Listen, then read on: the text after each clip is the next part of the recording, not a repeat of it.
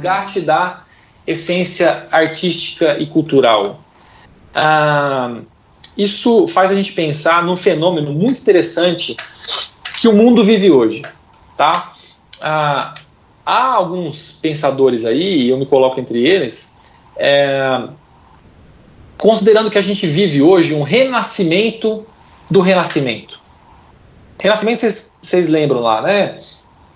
Aquele período que, a grosso modo aqui, foi de 1300 a 1600, ampliadamente falando, né? Em que a gente tinha lá, por exemplo, os polímatas, né, Leonardo da Vinci e tudo mais, aquele caldeirão, né, de arte e cultura, permeando inclusive todas as atividades econômicas do momento, de muita criatividade inclusive. E muitos dizem que hoje a gente está vivendo um renascimento do renascimento, ou seja, um novo renascimento. Por quê?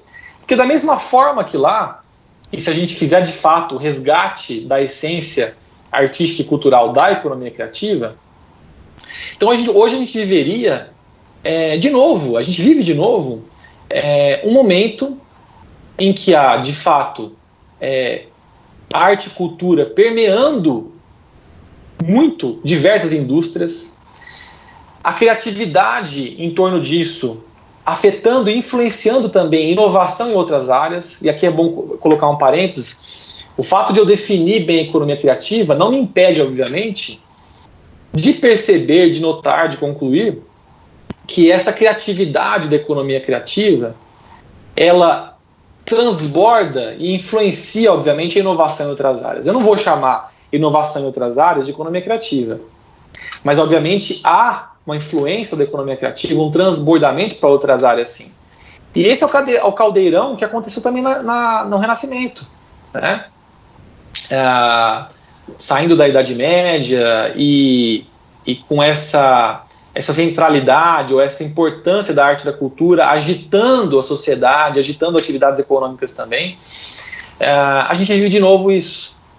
Só que com um fator aqui crucial, que potencializa e que torna único o movimento atual, ou a situação atual, que é a tecnologia, né? Vocês lembram, eu falei lá na Austrália, uma das primeiras preocupações, uma das primeiras questões que foi identificada ali em associação à arte e cultura, foi realmente a questão do avanço tecnológico. E é o avanço tecnológico que torna esse renascimento do renascimento, ou esse novo renascimento, único. E eu queria colocar para vocês aqui por que torna único.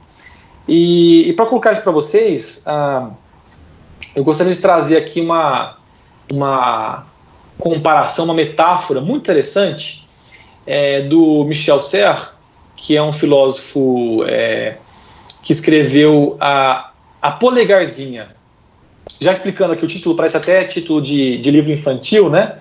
Mas ele colocou esse título aqui, A Polegarzinha, porque ele considera a geração atual. Eu tenho um filho de 5 anos, as crianças hoje, a gente vê, infelizmente, né, muitas vezes, tomar cuidado com isso até, o polegarzinho esperto demais aqui, ó, nos aparelhos digitais, celular, tablet, o polegar, principalmente no celular, né, o polegar ali espertíssimo, né, e aí, nessa brincadeira, Michel Serres chama essa geração de polegarzinha, né? Essa habilidade aqui do polegar muito, muito específica, né? Muito peculiar. E ele fala o seguinte: no passado, e aí entra um pouco mais na área de vocês aí, né?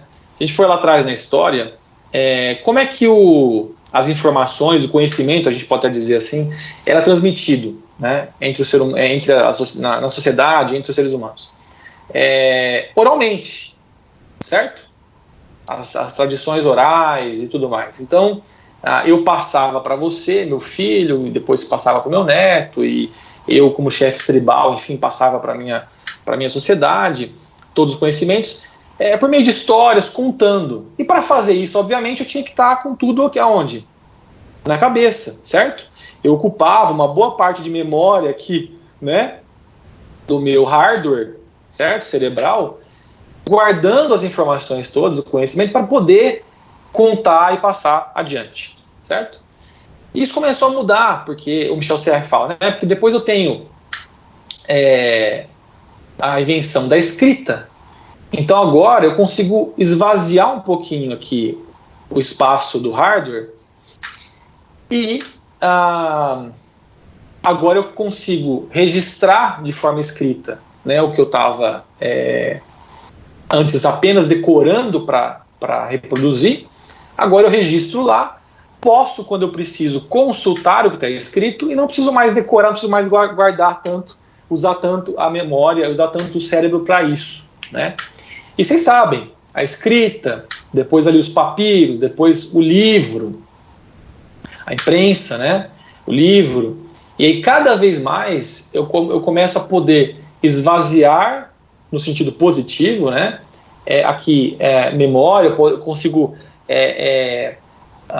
usar menos a minha capacidade intelectual, mental, na verdade, para isso, para decorar e reproduzir, porque agora eu tenho tudo registrado no livro, por exemplo.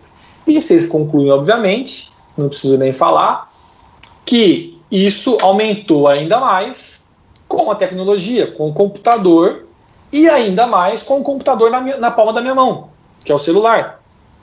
Então hoje, eu, considerando essa evolução aí, né, não preciso mais guardar praticamente nada aqui na cabeça, né?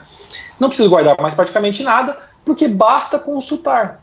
Basta consultar no computador, no mecanismo de busca, obviamente guardados os devidos cuidados, né? E de fato a gente tem uma transição de geração aí que às vezes vai muito inocente, né, para esse novo mundo de oferta de informação, de conhecimento, mas colocando no sentido positivo, como o Serra fala, a gente teria hoje, então, tudo à disposição, aquilo que usava muita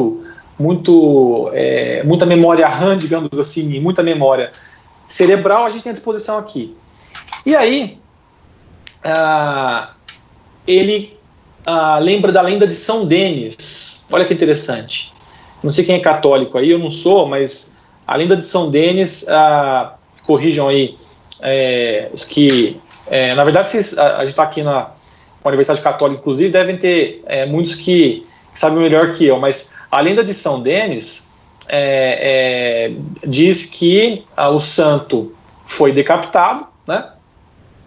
E ele, no milagre, abaixou-se, pegou a cabeça e saiu andando, né, com a cabeça na mão. E aqui, acima do pescoço, brilhava ali uma luz transcendental, né, de fato como sinal do milagre ocorrido. E aí o Serra pega essa lenda e ele fala o seguinte, essa crença, enfim, ele faz o seguinte no sentido agora metafórico, né? Ele fala assim: nós estamos decapitados como São Denis, mais decapitados no sentido positivo. Por quê? Porque se nós não precisamos mais usar nossas cabeças para aquele entupimento, digamos assim, de informação, de decoreba, para depois eu conseguir reproduzir. Hoje eu tenho softwares, eu tenho tudo sendo cruzado na palma da minha mão. Hoje eu posso, então, retirar dessa cabeça antiga, né, essa forma de usar a cabeça antiga, ele diz, eu posso hoje, então, utilizar de forma inédita a minha criatividade, porque sobra espaço, entre aspas, para isso. Ou seja, da mesma forma que a luz acima do pescoço decapitado de São Denis era um milagre, era uma coisa maravilhosa e representava um potencial tremendo, hoje nós viveríamos, segundo Serra, um momento extraordinário de poder ter a mente livre para criar, como nunca na história da humanidade. Obviamente, vocês sabem que eu falando aqui de esvaziamento da mente no sentido positivo, obviamente a gente tem também, isso os educadores abordam muito, né, alguns riscos, algumas incertezas, alguns receios sobre um possível esvaziamento negativo, no caso, com essa evolução tecnológica, com esse processo esse processo que eu coloquei para vocês, né? Mas pegando um aspecto positivo que o Serra fala, né? Hoje a gente tem então, e aí principalmente dada a ênfase que às as indústrias culturais e criativas em que vocês estão inseridos, né? Nós temos como nunca na história da humanidade, tá, a possibilidade de criar, a possibilidade de usar nossa capacidade mental, nossa cognição, nossa capacidade criativa para inovação, para coisas inimagináveis, porque agora eu tenho a minha cabeça antiga, né, digamos assim, pegando a lição deles, lá na palma da minha mão, tudo se cruzando. Eu posso usar essas ferramentas e deixar aqui apenas para a luz que emana milagrosamente ali sobre o pescoço. O impacto sobre a comunicação é evidente, né, é evidente. A gente tem essa oportunidade inédita de empreender na economia criativa nesse sentido.